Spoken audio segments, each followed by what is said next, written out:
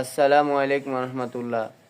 মসজিদে ছোট বাচ্চারা আসলে মুরব্বীরা বকাঝকা করে, ধমক দেয়, উল্টাপাল্টা কথা বলে, তারা ভয় পায়, পরবর্তীতে মসজিদে তারা আসতে পারে না ভয়ে। আমাকে মসজিদে যাইলে বকে। তো আমরা মসজিদে ছোট বাচ্চাদেরকে দেখলে আদর করার চেষ্টা করব, চকলেট খাওয়াবার চেষ্টা করব, তারা যেন মসজিদে আসি, ছোট বাচ্চারা দুষ্টামি করুক, তাদেরকে আপনারা বকাঝকা করিয়েন না, ভালোবেসে আদর দেখাই এই দুষ্টামি করার জন্য নিষেধ করার চেষ্টা করবেন।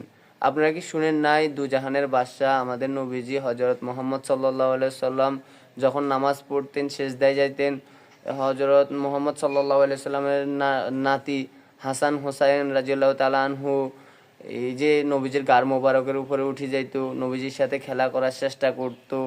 আর আপনারা কি শুনেন নাই, আল্লাহ তাআলাও ছোট বাচ্চারা যখন মসজিদে আসে অনেক খুশি হয়ে যায়। আমরা ছোট বাচ্চারা আসুক, খেলা করুক, দুষ্টামি করুক, তারপরেও তাদেরকে বাধা দিই না, তাদেরকে আরো বাড়িঘর থেকে খুঁজে খুঁজে মসজিদে নিয়ে আসবেন ইনশাআল্লাহ। আসসালামু আলাইকুম। আসসালামু আলাইকুম।